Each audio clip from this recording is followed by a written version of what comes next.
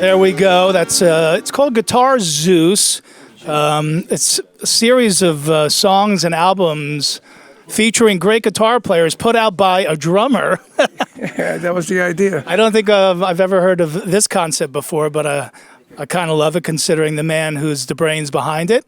And that's Carmine Appice, the legend. Thanks for coming down. Doing that. It's good to see you again. You too, man. That stuff's amazing. Now, I know there's at least one full Guitar Zeus album, or is it an ongoing thing? There's actually 32 tracks, and they're all on the Spotify and all that stuff. Yeah, Apple Music. CD that has 12 tracks and an album that has 8. You know, because you can't get more than 8 on that.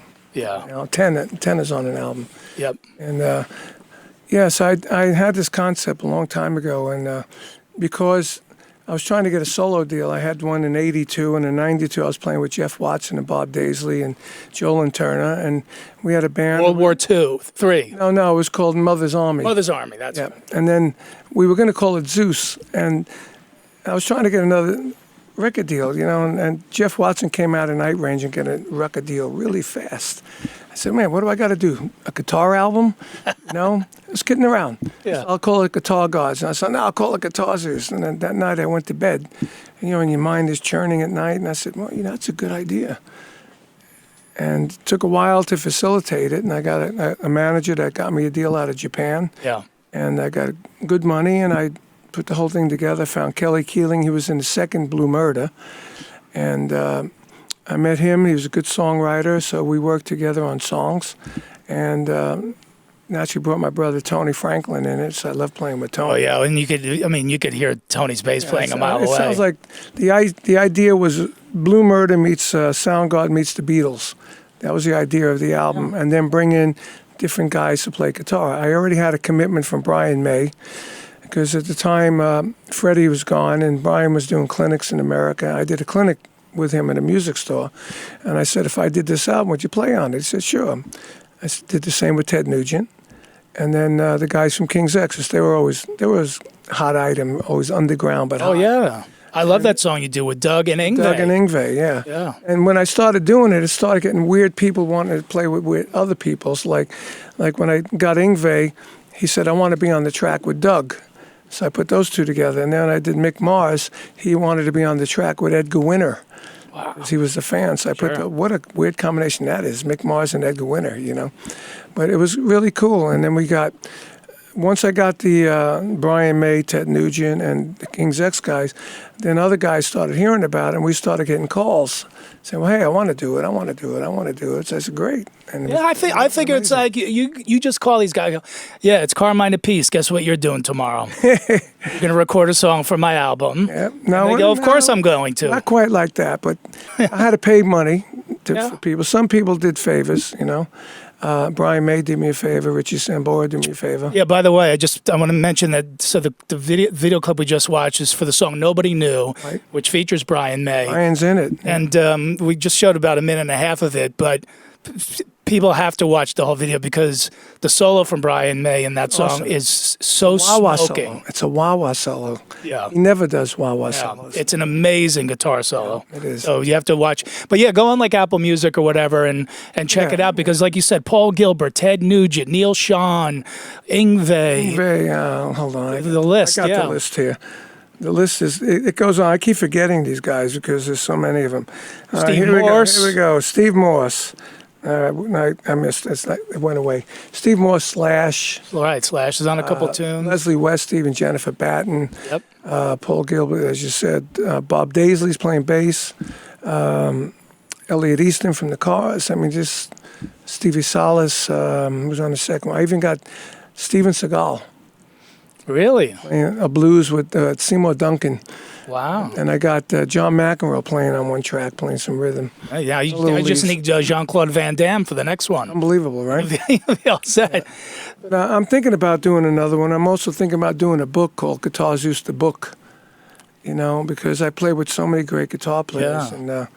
And I think it would be an interesting concept just to do a book about all the guitar players I work with. Well, for people who don't have Carmine's autobiography, which is called Stick It, that's another thing. Go watch the Brian May guitar solo on that song, and then go on Amazon and buy Carmine's autobiography, because not only does it talk about, obviously, his great history as a drummer and a performer, but also as a performer off the stage and in the bedroom, if I may say. Sexcapades, dude. Sexcapades. That's crazy. You're literally the Will Chamberlain of rock and roll. I'll just leave it at that.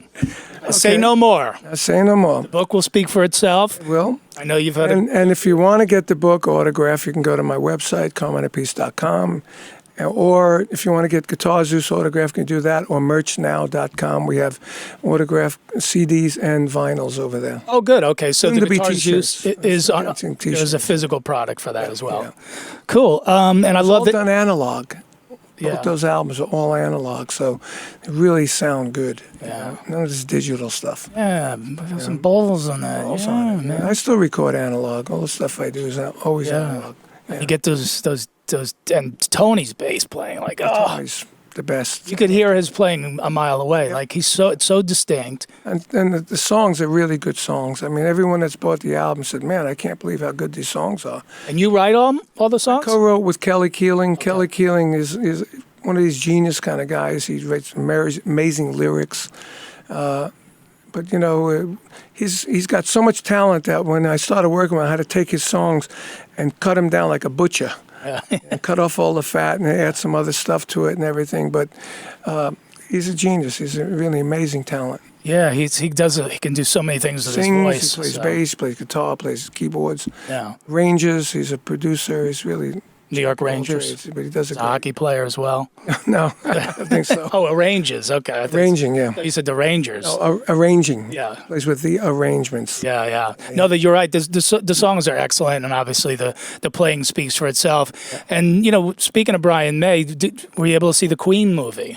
I did. And? I've been to those Freddie parties. Okay. Yeah, yeah. So, you've actually been in those situations. I've been to those parties, yeah. And I tell you what, knowing those guys back then, those actors did a great job. Okay. Really great job. I mean, some of the stuff was a little out of context, you know. Yeah. Like that movie, The Dirt, you know, that one's out of context, too. Yeah. You know? Well, they Hollywooded up a little bit. Yeah. But the Queen movie was great. Yeah. You know, and originally when we did the video, I tried to get Brian on it, and he didn't have time, so we went and filmed him off the big screen off the Queen show, and I showed it to him. He said, no, I don't like that. And he says, I want to be into it, and so I'll send you some videos. Yeah. So he sent me some videos, and we put it in.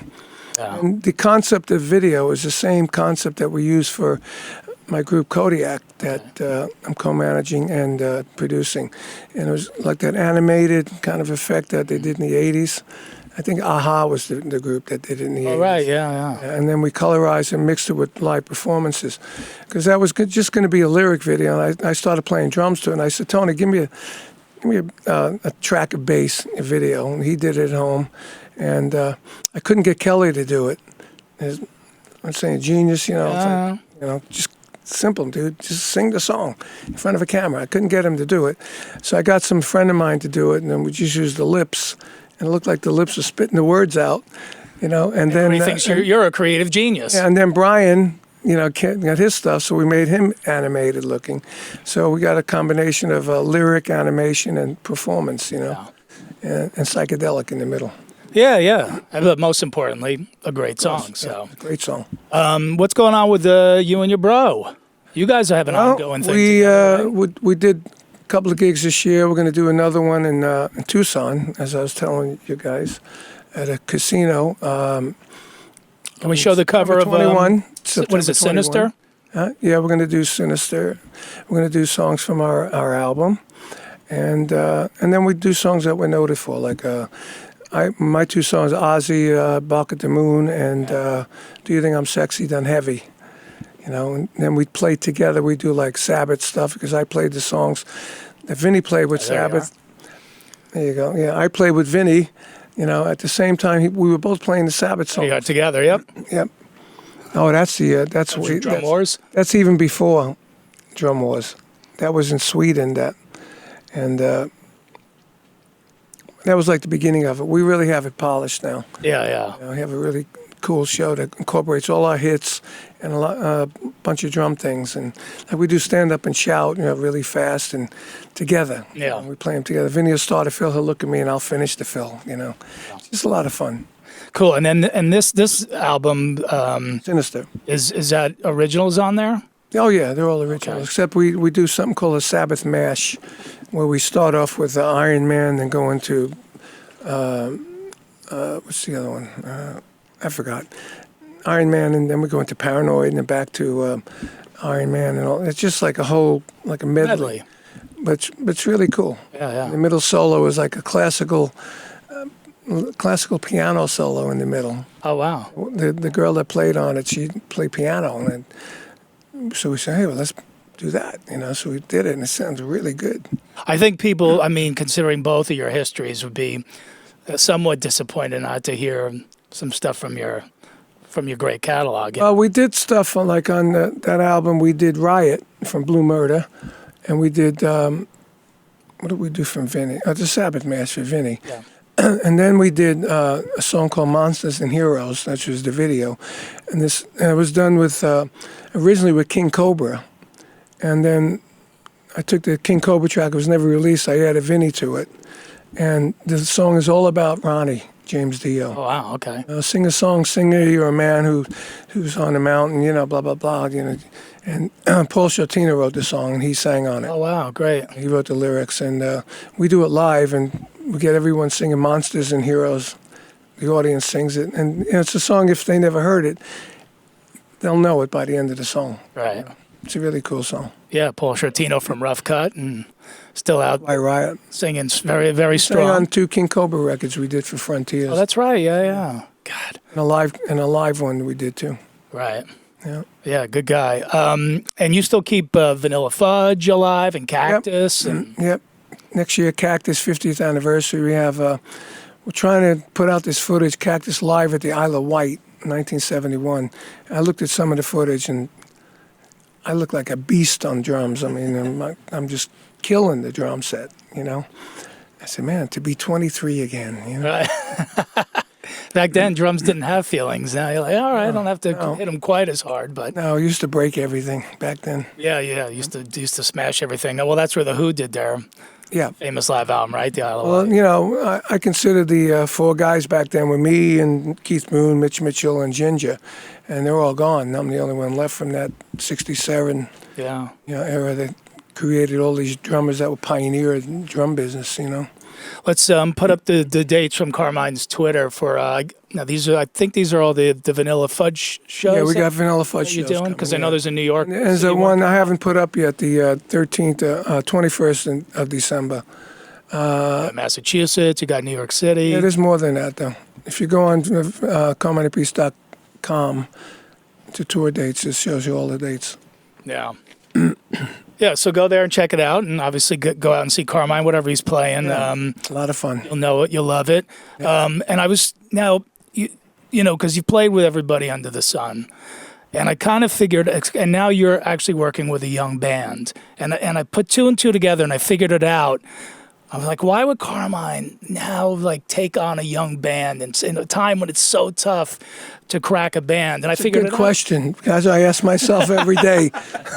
But I figured it out. They're literally the only musicians on earth that you haven't played with yet. So you found the 4 people. That's right. These are the only guys I've never. There's an actual story that goes along with that whole thing. Yeah. Well, you know what? Let's take a look. Bring them up. Let's take a look at the video, and then video. we'll have them sit in. Yeah. This is.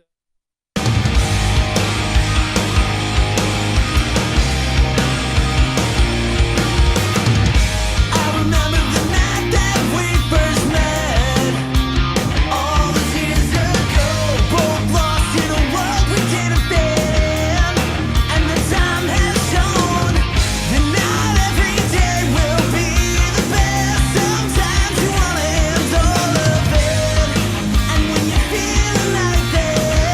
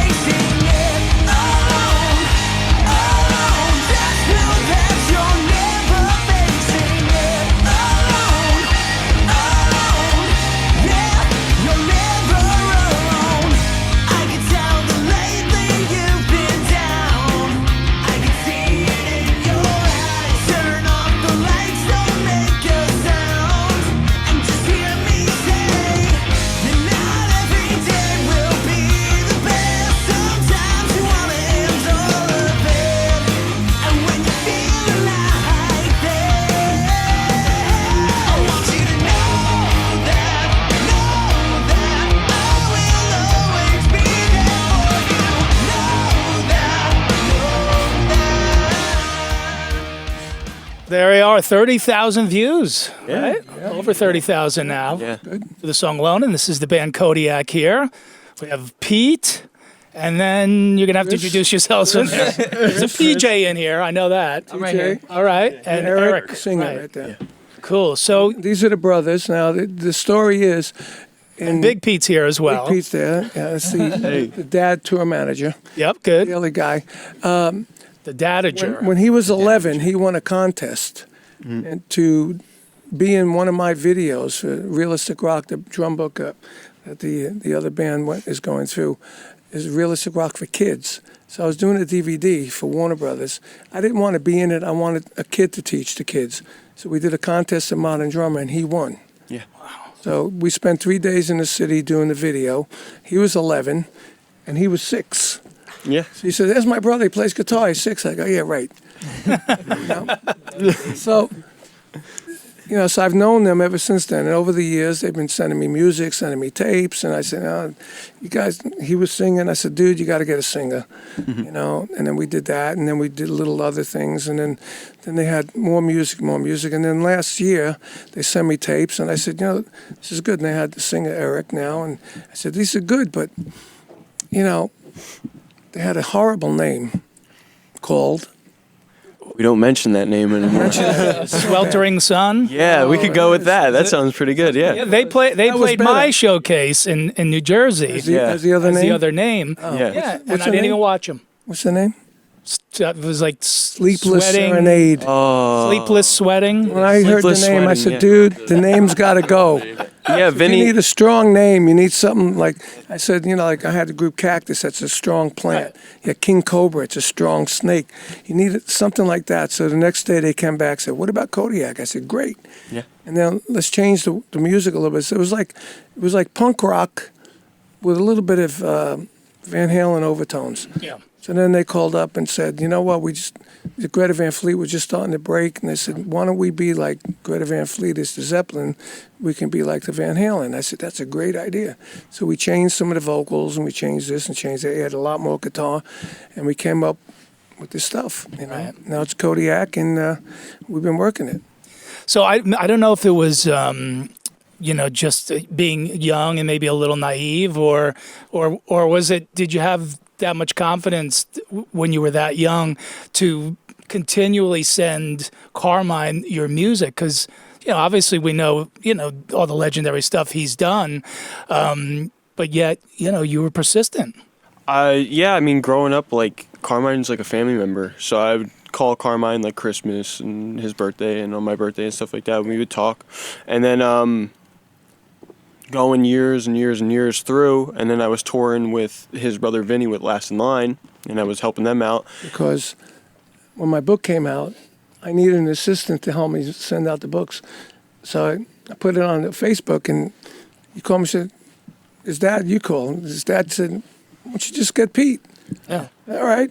So you used to Pete take started pictures of coming, and we'd hang out, and we'd do that. So you already had a familiarity with each Yeah, other. I mean, yeah. we're Oh, like yeah. longtime friends already. Yeah. They were young, but they, I talked to them. I knew the father, the mother. They'd come to the video shoot. We hung out. We used to bring some pasta. Of course. Yeah. So just like sending songs back and forth, and then finally we had a lineup that was good. And I sent it to Carmine. Carmine's like, "Look, if we're gonna do it like this, then we definitely have to change that horrible band name, and That's right. and fix the songs up, and then we'll start like that." Yeah. Yeah, because it's just, I would imagine as a musician, having Carmine take you under his silk shirt, as it were, was sort of like, for me, when Andrew Dice Clay took me under his wing as a comic, to have this guy that I looked up to, was my favorite comic in the world, and now he likes what I do, and he took me out and he gave me a shot. So I imagine it's kind of how it is for you guys. I heard about that. Jim Florentine talked about that on Burt Kreischer's thing about you going out to L.A. and like doing things with Dice. With Dice, and just hoping he'd tell you like us. my dice story. Well, you gave his son drum lessons. Yeah, I did. And it started, I was sitting in my car outside the House of Blues. I was ready to pull out, and he comes running up. I go, "Where's he running?" He's like running at me.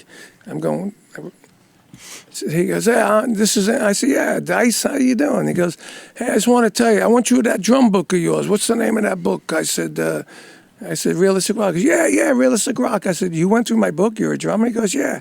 I said, wow, I'm thinking, how could I use this? He's on the back of the book. Oh, yeah? He's got a quote. Yeah, because he's a drummer as well. I gave drum lessons to both his kids, and one kid went to guitar. And one day we were in the garage.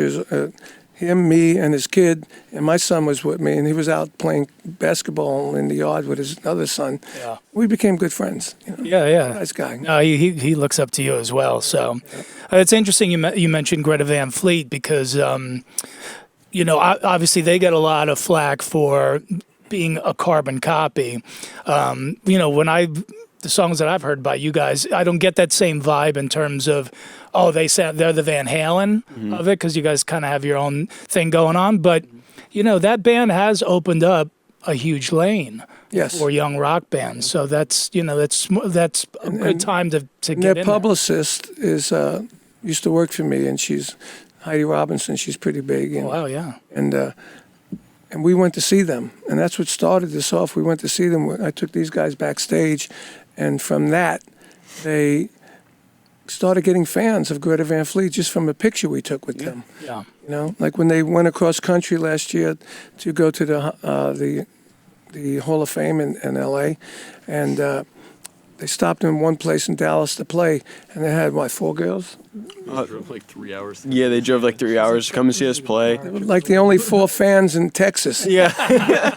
But they went and they hung out with these guys, and they're in the video actually. Yeah. Oh, okay, good. Yeah, which by the way, I was saying because I grew up down by Seaside Heights in New Jersey where you filmed the video, but I just didn't.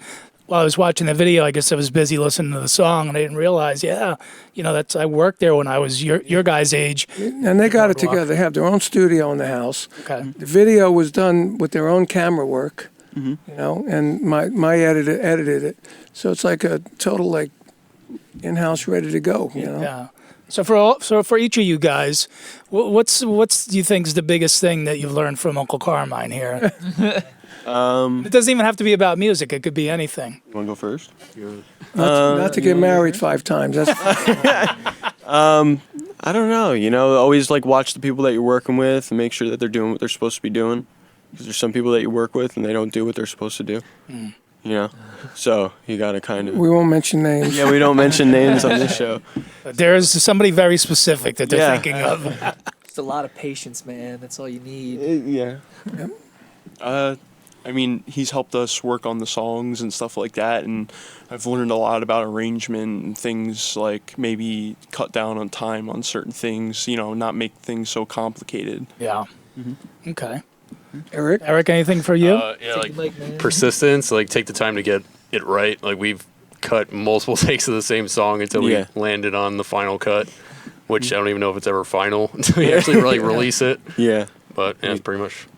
Yeah, well, that's when it's final, right? Right. When it comes out. Yeah. Fine. Yeah. And then when it comes, you go, I could have done that one thing, but this is interesting too because obviously, Carmine,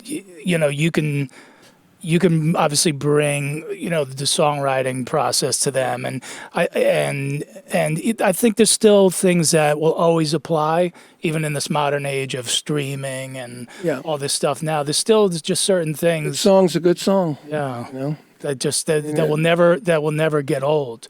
Yeah, there's just certain constants. Just how to get the song out there is the hard part today. Right. So what is the strategy now for? Well, we're setting up some gigs to find a real manager. Somebody that really has some clout that knows what they're doing, that would be into the band. Yeah. And putting more gigs together so I can play more gigs. Mm-hmm. Right. Well, now I probably can't even afford you guys now that you changed your name to Kodiak and got Uncle Carmine. When you were sweltering sunsets, I could. Sweltering. That's not a bad name though. We got to think of something worse. It's better than the other one. Yeah, it is better than the other one. So is this going to be a thing for you now? Are you going to start taking other bands? Or are you going to get these guys going first? And I just worked with them because they were friends. Yeah. I don't really want to co-manager. And I tell you the truth, the business is so weird now. Sure. I mean, 20 years ago, I could have known what to do with them as a manager, but now, with all this streaming and all that, I don't have a clue. Yeah. You know? Well, then but there's other strategies now. I mean, that you guys know that band Dirty Honey. Yeah. Well, that's They had a #1 song without even having an album. You know why? You know why? Because their manager, used to be a big radio guy, and he just did all the radio. Yeah. Got #1 radio airplay, and Heidi Robinson is a PR person now. Yeah. But that's why. Sure. Because they had a manager that knew what they were doing. There's some management companies now have in-house radio people. That's what we're looking for. Yeah. For them. Any so where are your influences from, all you guys? I mean, yeah. I mean, you want to go? Yeah, I mean, I take a lot of stuff from a lot of old stuff. I listen to a lot of Rush, Geddy Lee. I just gotta have the gritty tone, man. It's all about the fingers, but I use a pick anyway. But that doesn't matter. I just like the grittiness. There you go. You can take that. One of my biggest influences is Joe Elliott, Def Leppard. Ever since I was a kid, I was just always into like their harmonies and their production, like Mutt Lange production that they have. Yeah, mine's like Carmine and Bonham. Growing up. Thank you. Yeah, You had to say that. yeah. I got And you. he put you first. Yeah. I mean, for me, it's definitely Eddie Van Halen. I mean, that's like my major influence ever since I was a little kid.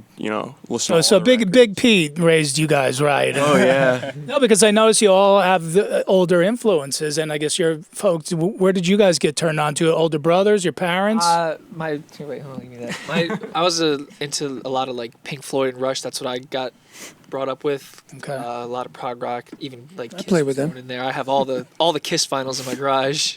Yeah. Really? Oh yeah, he's got all of them. My dad does. Okay. Yeah. So, Dad, that's good. All right. You should have brought him. Yeah. Any these up and coming bands that you like? The young bands that are sort of in the lane with you guys? Dirty Honey. Dirty Honey, Greta Van Fleet, and what was that band that was at the Chance a couple months ago? What's that band? Joyous Wolf. Joyous Wolf. Right. Yeah. Joyous Wolf. And Rival Sons is really great. Yeah. And yeah, that's pretty much it. I try to check out every so often like what's going on. Yeah. He's Mr. Internet. Yeah.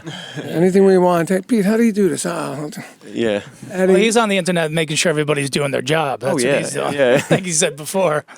Now is actually really is a good time for rock, and girls are coming to the shows. Oh yeah. Right? Remember back in the day, I Carmine? remember that because, I was talking to Joe Vitale. You know who's Joe Vitale? He's the drummer with Joe Walsh and Okay.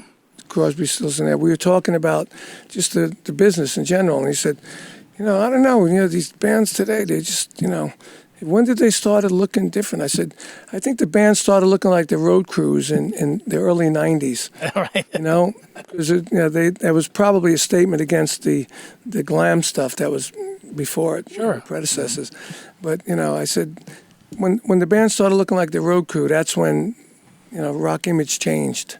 Yeah, well, what they used to say about in the new metal scene? I think Gene Simmons said they all look like they're delivering a pizza to my house. Exactly. So yeah, and that's I'm glad you brought that up, Carmine, because one of the things you were always known for, besides your drumming chops, is being a showman. Yeah. So is that something also that's rubbed off on you guys as well? Yeah, he does some good showy stuff. But even like I work with them on the stage show and gives them my input, and which they've taken and they've done, and it works great live. Just like the clothes and what we wear on image. stage, and he gave me a gong that he used like a really long time ago, so I have that. It's a loner. It's a loner. It doesn't yeah. matter. So believe me, when you guys go gold, he'll be like, all right, you can keep the gun. Yeah. But we work out the stage show at practice, and we practice every single week, like twice a week for like 3 hours, and we try to take it very seriously because this is like what we want to do. Yeah. So the more that you take it seriously, and the more you give the people the show, they'll come back. Absolutely, and then obviously, hopefully, like you said, some more live experience under the belt. Yeah. Coming up in the next. Up in They have some gigs coming up. Yeah. What's the website? KodiakBand.com, and then we're really active like on all social media, so it's at We Are Kodiak. Yep. And we're playing in Jersey in this month. and then next month I think we're playing like one show, and then we go out to LA in January. They're going to do the Heavy Metal Hall of Fame. Hall of Fame show again. Okay. Well, hopefully going to get some managers out there and maybe another show in LA. We have an agency that loves them, so we're trying to. They're trying to book some gigs to get some big managers to see them. But Carmine, when they're playing in LA, whatever industry you get down, make sure they actually watch the show. And not just backstage eating the catering and drinking the beer and the wine back there. Yeah. Get them out in the audience to watch these guys. Yeah. Every show in LA is everybody. Nobody watches the show. They're all backstage. And they go, "How'd you like the band?" "Oh, they were all right." Yeah, right. Yeah. Yeah. Let me get another glass of that wine. We did a showcase down here at the piano. Pianos, yeah, And, in Manhattan. The agents came down there, and there was 3 head guys, and they were actually watching. They were blown away, you know. Okay, good. They said to me, "I didn't expect it to be that good," you know. Right. So that's a good sign. Yeah. They have a pretty good mentor. So I wanted to show you guys this, and especially wanted to get your opinion on it. For playing as a live performer for so many years. So I always do a segment on the show called Shithead of the Week. Oh. And this week, I just like it for the... Are we in it? It's a video of us. Yeah. It's a link to your YouTube channel. Oh, great! No. Awesome. No. This is exactly what we shouldn't be doing at music shows. So this is and we'll roll the graphic here in a second. But I got this. And I even have, oh my God. I like the hat. I even have a hat for it. So the band Machine Head just went through. They changed a couple of members out, and they put back together kind of their classic lineup from the Burn My Eyes album, and they were playing at the Brixton Academy in London, which is a very famous place. And this is what happened. Let's roll that first video.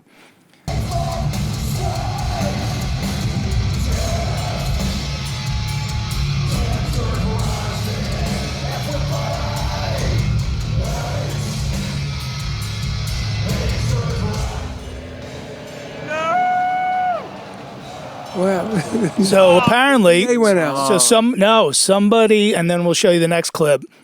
Well, just show it, and then it'll explain what happened. So that was the view from the crowd. Sound went out. This is the view from the soundboard of what happened.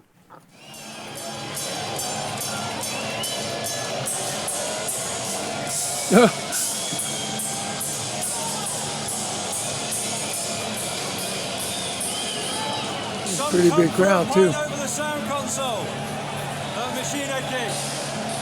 Fucking wanker. Someone threw a full 32-ounce beer Heard about that? Yeah. onto the soundboard. So that is our shithead of the week. That is a shithead. I don't know if it was one of the former members of the band, but Wow. hopefully not. But like, I don't.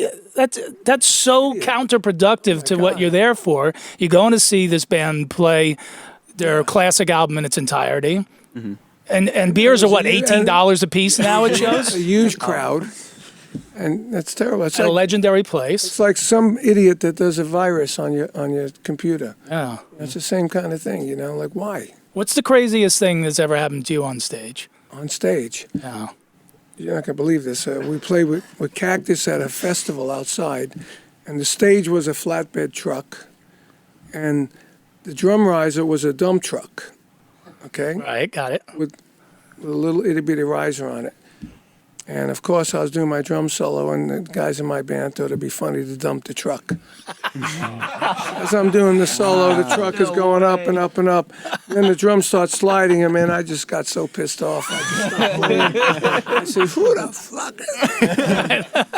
That was definitely the craziest thing that ever happened to me. Wow, yeah. So Those were the days before all those lights and festivals. You had 10,000 people at a festival, and it was just like thrown together. that could be a thing for these guys. The dump truck. Yeah. The dump truck drum solo. Carry a dump truck. Yeah. Great. No, but it could be like a Tommy Lee thing where you're like, yeah. you're bolted to the truck, and then the thing goes in the back, but you're still playing. Eat by a dump truck. There you go. Yeah, and go to Home Depot and get some chains and some bolts, and we'll make that Maybe a thing. does your trailer dump? Yeah, absolutely. Yeah. So watch out for that kind of stuff. I think the tide is turning for, like I said, a lot of these young bands. There's women coming back. These bands are playing, music that's reminiscent of stuff they might have heard when they were younger with their parents, but yet has a modern edge to it, and you can get out and dance to it a little bit. It's good. Versus a lot. I mean, stuff like all these American Idols and all those kind of shows. As far as I'm concerned, they ruined the business. Because they're putting out artists that just all sound the same. Well, I feel like used to be like you go, hey, that's Van Halen, that's Led Zeppelin, that's Deep Purple, that's Vanilla Fudge, that's Styx. That now you hear something on the radio. Who is it? Even the rock bands, they all sound the same.